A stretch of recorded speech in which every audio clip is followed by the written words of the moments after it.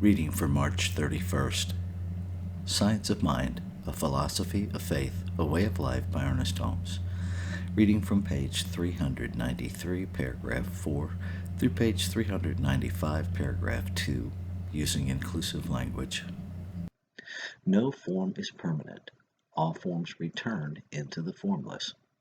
The formless is eternal. All form is temporary.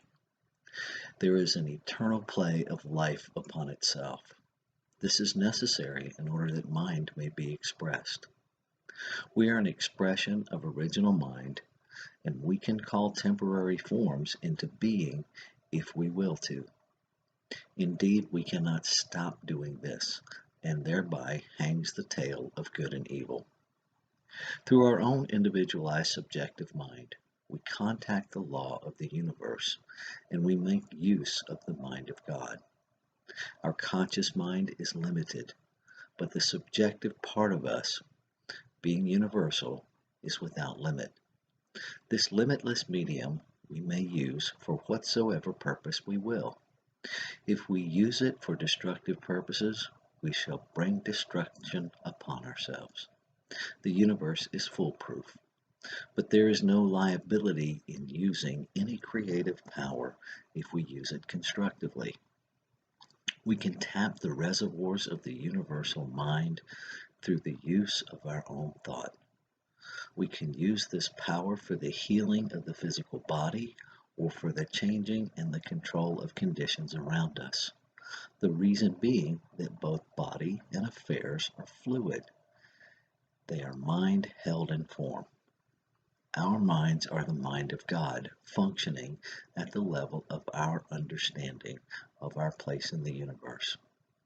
We contact the mind of law at the center of our own being. It is useless to seek elsewhere. The highest God and the innermost God is one God. Through the medium of mind, we unify with the universe and contact a power that can do anything for us that we are able to conceive of its doing.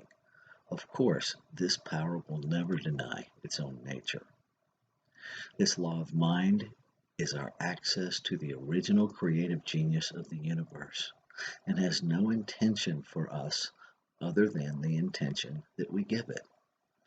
The will of spirit is already imposed upon it to do all those things which we call the automatic processes of nature, whether in our physical bodies or in the physical body of the universe.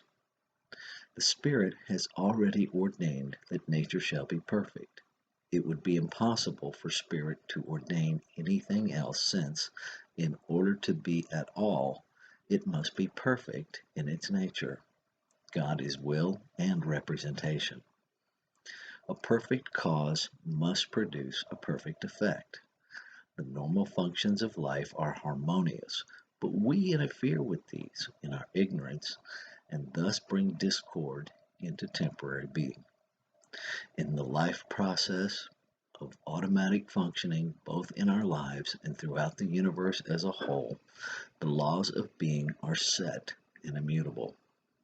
While in the use that we make of the law of cause and effect in our individual experiences, we are responsible.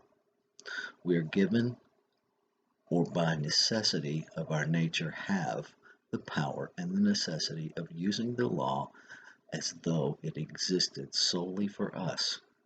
It goes in the direction in our mental affairs that we give it. It can have no other direction for us and know no other.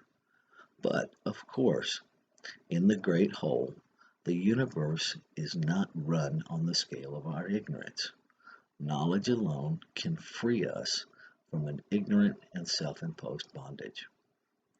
But so far as we are concerned, outside of the automatic and necessary function of universal mind, we are free to do as we will, and the universal mind, as law, can know about the individual only what we know about ourselves.